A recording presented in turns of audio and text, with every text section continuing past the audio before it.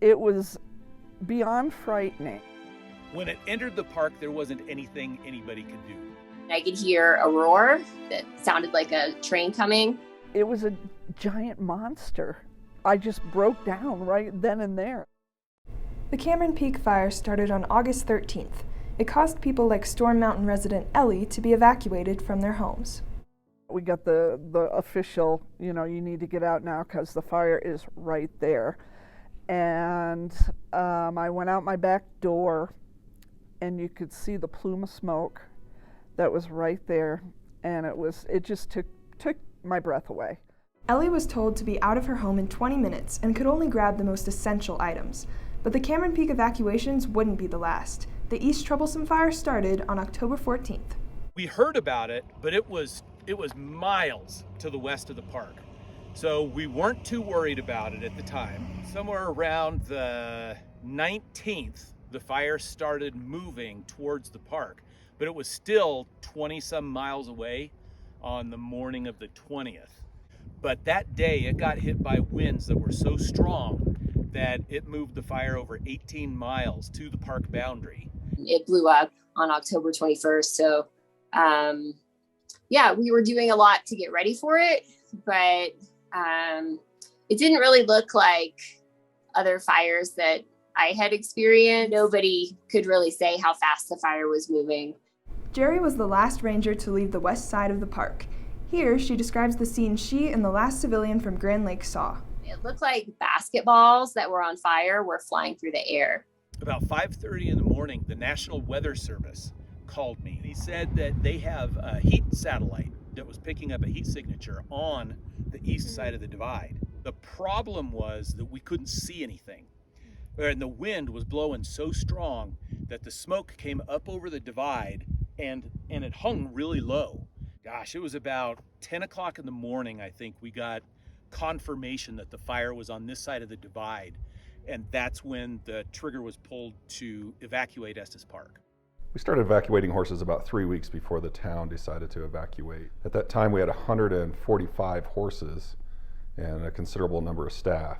Unfortunately, Cody Walker lost a stable located in Moraine Park. It did destroy the bunkhouse that we built in '73, as well as the kitchen up there. It was one of the few structure fires that burned on this side.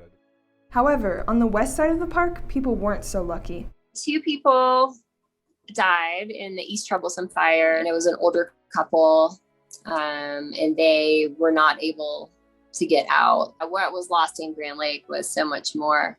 Over 300 homes, and a lot of them were permanent residences. The Cameron Peak fire also threatened structures, including Ellie's house on Storm Mountain.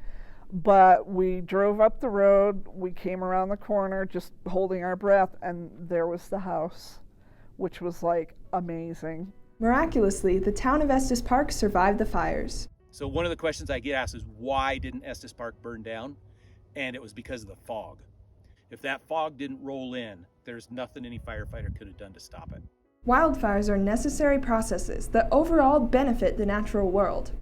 And these mountains were meant to burn.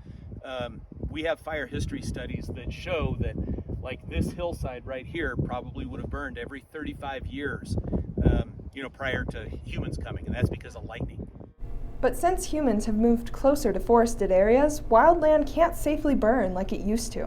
What's frustrating is we know it's going to burn. At some point it's going to burn, and it would be much better if it burned under some kind of control than when it gets hit with 70-mile-an-hour winds. Despite the destruction the fires caused, there are still symbols of hope to be found. An amazing thing this spring, I was thinking that we probably wouldn't see any kind of growth for, a couple of years. But one of the things that grew that I hadn't seen when we first moved in were giant sunflowers, and they're all over our hillside. Wildfire is a very present and real threat to communities near Rocky Mountain National Park. Estes Park is surrounded by nature, putting it at high risk for wildfires, so it is important that we work to prevent them. So the latest research is called hardening your home. Hardening your home is probably the best thing that you can do. Hardening your home can include removing all combustible materials from around your house, like firewood or pine needles in the gutter, and ensuring your roof is made of non-combustible material.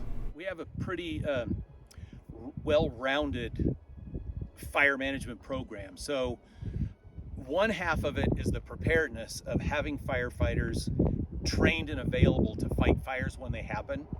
And then on the other side is the proactive approach of doing fuels mitigation.